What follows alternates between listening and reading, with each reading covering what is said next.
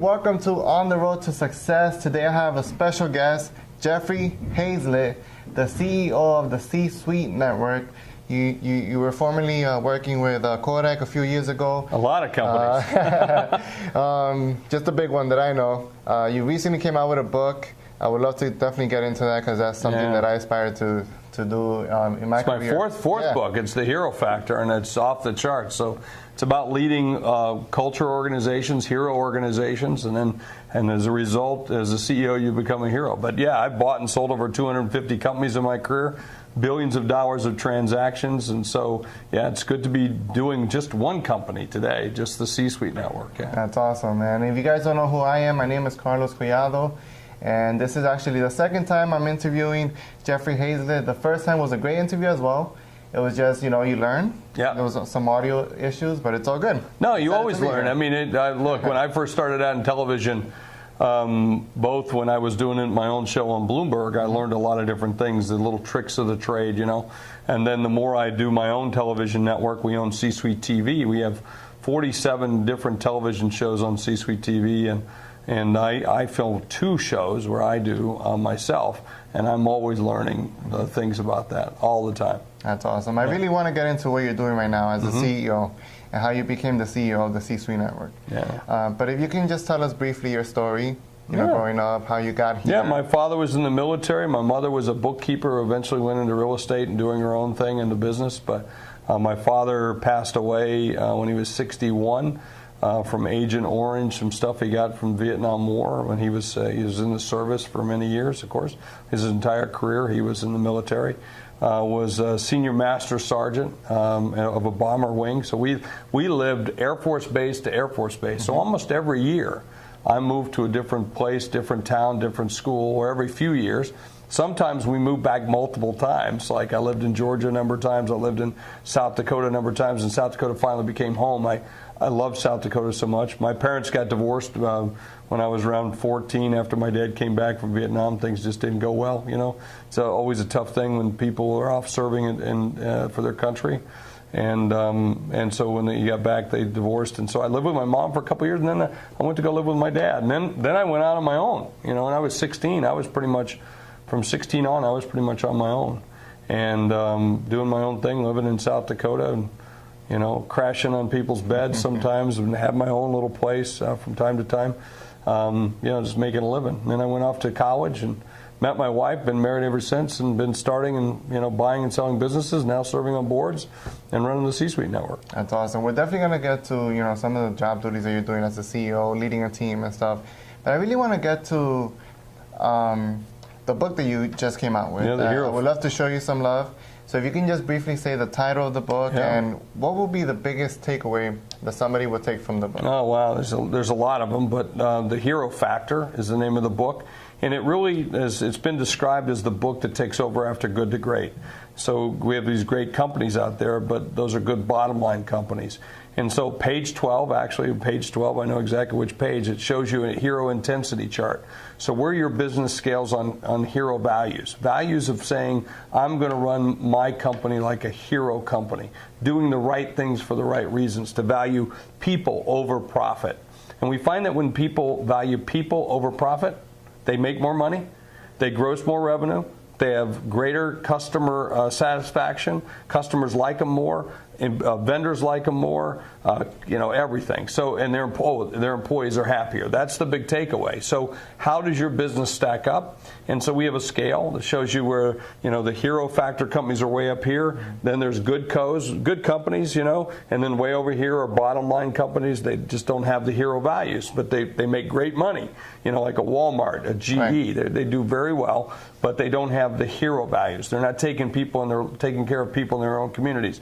They're not doing as well, with employee benefits and employees and so forth. I mean, this is about saying, hey, I'm going to run my business different. And then there's these wannabes, somebody that really wants to be like a hero company, or like a good co, but they haven't quite picked a side yet. And then there's those do-gooders they're out there, they've got great values, their values are off the chart, but they're not making any money, and they're losing.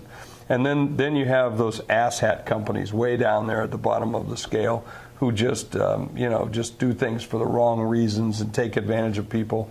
And of course, I have a lot to say about those suckers because they're bad. I've been in some. Yeah, well, we all have. We've all been in bad companies. Companies that I don't like to be in a company where they don't value the people or don't value their customers. And there are some like that. We know who they are. A great company that I saw an example of that I write about in the book is Theranos, the blood testing company. She raised billions of dollars, and she was just fraudulent from the day one. And they lied about the products. They lied about what they did. They were subversive. They were omnipresent. They were just very, very negative people. The way they treated their people didn't treat them with respect. And so we describe those kinds of things. But the biggest thing I think, outside of just understanding that you can be a really great company with great values, but you're going to make more. You're going to net more, and you're going to do the right thing, and that's important. And we wrote the book, The Hero Factor, to describe it because we have a hero club, and our hero club is really for those entrepreneurial CEOs who want to make a difference, who want to do something for the right reasons, and we make people sign a pledge. And so we wanted a way to describe it, and the Hero Factor is one of those ways. That is so awesome. I wish more companies actually did that, and definitely some of the companies that I've worked for, they never, stood for anything. They kind of just looked for what they wanted and didn't really look for the employees, what was best for the employees. But Yeah. I learned something very important from a guy named Simon Sinek. I'm sure you know who I know he is. Simon, yeah. And he talks about empathy and perspective. And I really want to talk to you about this one because empathy is something very, very, very big for me as an employee, right? Where I work at, I look to see if they're gonna take care of me, as opposed to the profits or the sales. Or not that that's not important. Oh, yeah, those things are important. You got to have both. You got to have, in my opinion, you got to have both. You have to have it all.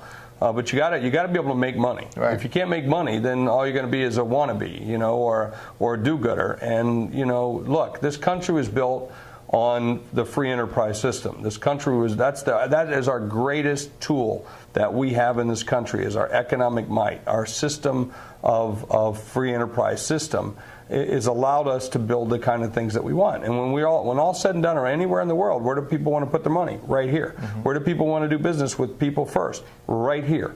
And the reason for that is because of that system. And so we don't want to run away from that. We want to understand that. That's table stakes. Right on the table, we got to make money. We're in the business of making money. We're in the business of perpetuating the things that we have. But that doesn't mean you can't do it the right way. Right. Yeah. Doing the right thing is always the right thing. Something that I heard Gary Vee always say that. And I agree with Gary you. Gary Vee uses the F in front of it. Yeah. Gary's language is becoming pretty tough. I'm known for tough language. Yeah. Usually I get red flagged. I get bleeped on my own television show, but if I had Gary, I'd be bleeped 28 times a minute. But nonetheless, It's all good. But, I agree with that. You know the perspective. You know the game that you're playing. Going back to empathy, right? People are humans. People are going through divorces, their kids are sick, tough day, they made a mistake. You know that they're not like that. That's not Jimmy, that's not Sarah. Mm-hmm. So how do you handle those types of situations with different people, as opposed to being so quick to writing them up or firing them? No, be transparent. I'm not in the business of babysitting you. I'm not in the business of taking care of your life. But I can be empathetic about that. I can understand that. I'm okay with that. But you have to be transparent. I need to know about it. I need to know that's going to affect. Am I going to be the kind of employer? Yeah, I can put up with that. I understand you need to take, these days off because you got therapy. I need to understand that. So how about help me on the other things? So don't just ask me to give. You give. The more you give, the more you get.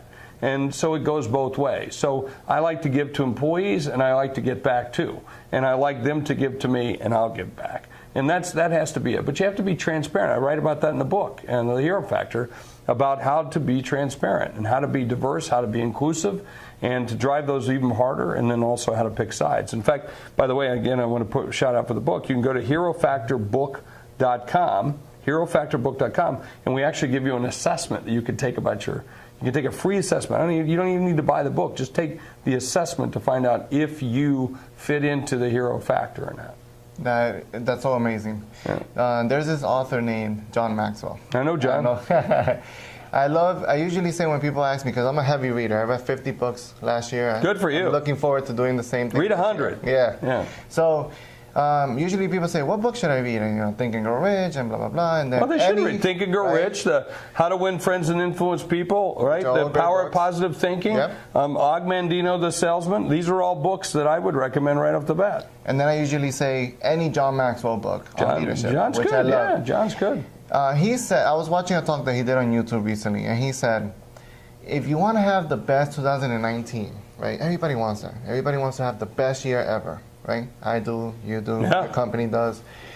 And he says, all you have to do is very simple, and you might miss it. Not you, but people that are watching, and I might miss it, is serve people, serve others. Totally. And I want to ask you, how are you doing that here at the C-suite? Oh, I do it all the time. I mean, so I actually wrote my last book, Think Big, Act Bigger, to have a servant mentality.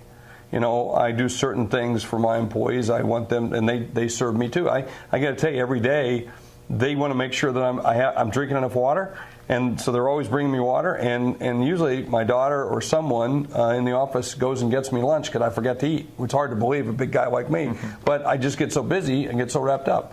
But how do I serve others? So, well, I serve the C-suite. So what can I do to make the C-suite the best it can be, either mentally, physically, intellectually, in terms of competitiveness or whatever? So we feed them C-suite TV, C-suite radio, C-suite book club, C-suite academy. So we want to serve them. And so we're much like a waiter at a restaurant. And our clientele is nothing but the C-suite. It's nothing but VPs or hires or owners of companies and CEOs, CMOs, CIOs, CFOs. And so our job is to serve them. That's what we do. And you know, if you go to a restaurant and they take care of you, you pay a little extra, right? You put down the green a little bit more. I want to do the same thing. So if I'm serving people and doing the best job I can to help them in whatever they want, then I make money from it. That's a pretty good thing. So that's the way I always look at it. How can I? And if you ask me, when I answer the phone, it's Jeff Hayzlett, how can I help you? That's how I answer my phone. I always answer the phone like that. And so my first thing, and when I get on a conference call with people, is how can I help you? And, you know, do I have something in my arsenal, you know, whether it's intellectual property or any of the products, services, or subscriptions that we sell, what can I do to help you? That's it. And by the way, you have to be willing to say, what I have for you isn't what you need. And I'm okay with that too. And you should go do this. Today I was consulting with a major agrochemical agri company that makes minerals that feeds to livestock to help them gain more weight, all natural, all thing. And they're going through massive change. And I told them about how we could help them. I could help them as a consultant or as a board member, as we have done for many other companies. Through our tall grass business. Tall grass stands for, if you want to run with the big dogs, you got to learn to pee in the tall grass. That's our tall grass business. And so I said it, but once I'm in and we look at it, we do the assessments. If I'm not the right thing for you, I'll tell you. You know, or when we get to a certain level and we can't take you to the next level, we'll be the first ones to say that. Well, that's serving people. That's putting their interests first. Do I still want to make money with it? Well, sure I do. But I don't want to be in a position where I'm doing things or taking from people and I can't do the things that they should have. Right. That just doesn't set with me. What about this statement about people or entrepreneurs or people that are in sales, they put money is their goal. Money is the thing. They look at money and that's it. I've heard talks of it's not bad, but then I also have heard talks that if you're only focusing on the money, you're not going to win. Well, you can win. I think you can win. I just don't think you'll be good. I don't think you'll be the kind of person I want to have for dinner. You know, I know people who just only care about the green, but if I really look at most of those people, they got a soul somewhere in there, or had one. Right. You know, so look, I have conditions of satisfaction that are around building wealth. Without question, I want to build wealth because that's how we keep score. But at the same time, I want to learn new things and I want to have fun. So to me, those are the things that balance me. And I think you got to have balance. You know, 7 Habits of Highly Successful People. Stephen Covey, former friend of mine. I know him, know his son, knew him, know his son, and a great book to read. Great book. It's better to it's better to read than to listen. Yeah. Stephen's a good guy, but he was a professor. And so it's better to read that book. But, in that book, he said you had to be balanced between your family, your spiritualness, your friends, and your business. And almost like a 4-person teeter-totter. And I thought that was, I always vision it like that. You ever seen those 4 teeter-totters, and you get one that's out of whack, well, it throws all the rest of them off on the axis. And I've always believed that's a pretty smart thing, to be balanced that way. So I try to think of myself that way. I try to figure out, because I'm a workaholic, so I'm always about the business, right? I'm always about the business. When I go to dinner, my daughter posted a picture not too long ago, a couple years ago, but it came back up on my Facebook feed. It says dinner with your father, and it was me with a flow chart, drawing stuff out. That's I have to learn to step back from that, And so I've got to balance with the family, balance with the friends. I got to, find friends, got to have some friends, do something with my friends, got to get out, and then I have to think about the spiritual side too, and then certainly my family, the business as well. Yeah. So those are the 4 things that are real critical. Love it. That's awesome stuff. A couple more questions before I let you go. I want to talk about intuition. Intuition is something that's very important to me, something that I did not know I was actually pursuing until I had a meeting with Greg S. Reed and slept over his house. Oh, wow. A mutual... Yeah, I know all these guys. Yeah. It's a small community. Well, I've been doing this for a long time. Right. And, and I'm in the Hall of Fame, and 5 Hall of Fames, actually. Business Hall of Fame, but Speaking Hall of Fame, and so you do a lot of keynotes. You see a lot of people, and I see a lot of people. You do 150 keynotes a year, and I see a lot of people on stage. Don't go too ahead on that. That's my next question. Oh, okay. But back to intuition. I think intuition is something. So I ignored my intuition a couple years ago, and not to get into details, I can tell you. Usually cause you problems, right? Yeah. So I ignored my intuition. Everything told me, don't do it, and I went ahead and did it, and then I suffered, and I'm paying the price for it. Yeah. It's a lot better now, but I want to ask you, just money, man. How do you listen to your intuition? Well, intuition is nothing but experiences that you've once lived at different things that you don't even know that's what it was. Right? Does that make sense? It does. So your intuition, that gut feeling, you feel bad because somewhere when you were a little kid, someone did something wrong to you, and it's the same situation. It's just now it's about money, or it's about love, or it's about whatever, right? And you should trust that, because that's another dimension inside your body that's telling you, something's not right. Something's not right. And almost every time, now I say almost, I think it's every time. Every time you go against that, it burns you. Now, the reason I say almost every time, because I think you talk yourself out of it. So even when you made it work, you had to make it work a different way in order to overcome that feeling. Does that make sense? It does. And so I think that's your body's way. It's another sense. It's another, whole level of consciousness that's telling you this is going to hurt, man. It's going to hurt. And what happens is we get so caught up in our thinking that our brain says, I'm smarter than you, and so then we start to rationalize it. And if this happens and then this, well, then I might get this. When we know that's not the case, it's not true, Right. It's like if you think about alchemy and years ago when people would say they had a secret formula to turn this into gold, and then people would invest, like, are you stupid? Yes, but everything told you that no, but it might be possible. You know what I mean? And that's your head telling you, it's tricking you. It's like the devil. It's like the devil up there. That's just screwing with you. That's great. But let's say, okay, great. I want to open up a business. I want to write a book. Would you say that the follow-up step to following your intuition is seeking counsel? Yeah. Absolutely. If you to either validate or unvalidate, right? But mostly it's to validate what that feeling is, or to understand the other things you have to do to make you overcome that, right? Like, I'm scared of heights. I don't like heights. So my gut says, do not go on the ledge, okay? But I know people who jump off and do. My son jumped off a circus, okay? It makes me just almost throw up, thinking that he was on the top of that thing and looked down.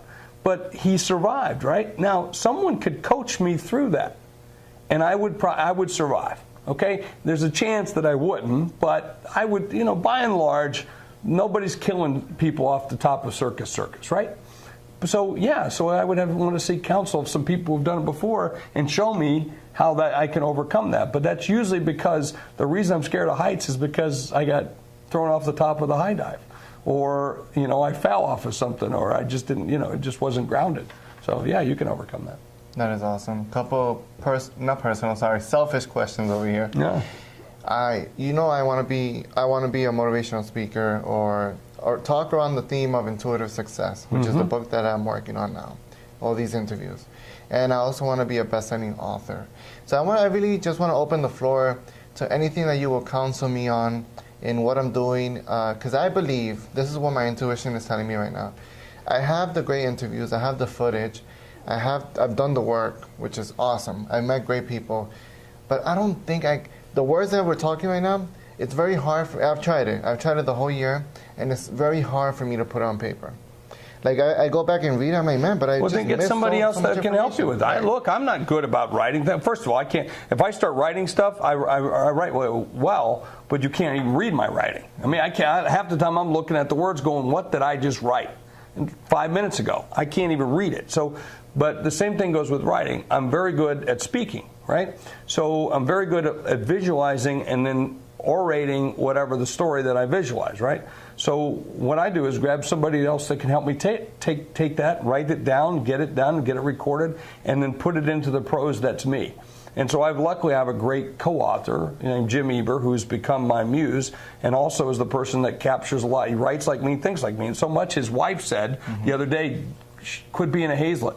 Because he was giving her sass back, right? So here he was giving her sass, and she says, "Quit being Hayzlett," And I thought that was funny because he's also the nicest guy in the world. I mean, he's the most nicest guy in the world, smart, witty, everything. I love him like a brother, and so it's kind of fun. So yeah, look, you got a heart problem, go to a cardiologist. You don't go to a general practitioner. You got a muffler problem, go to Midas. Don't go to the station. Don't go to Jimmy down the street. Go to a guy that really knows how to do it. In this case, if you've got that, you've got it here, you've got the learnings, have somebody help you bring that out. There's nothing wrong with a good coach. Nothing wrong with it. I mean, football players aren't made, they're coached. Yes. Or any other sport for that matter. You just got to have good people who coach you, that's all. Motivation and inspiration. I used to look for motivation. I'll go to a weekend event or I'll listen to a YouTube video. By Tuesday, Wednesday, Thursday, that motivation is gone. It's finished. I'm watching Netflix and I'm eating Papa John's or a pack of Oreos. Okay? What I started to do was look for something that pulls me. Look for something that inspires me, that stays with me. Okay? Or self-discipline, some might say, because self-discipline gets you to do it even though you don't want to, like the gym or whatever the case is. So how do you stay inspired? I know you're human, I know.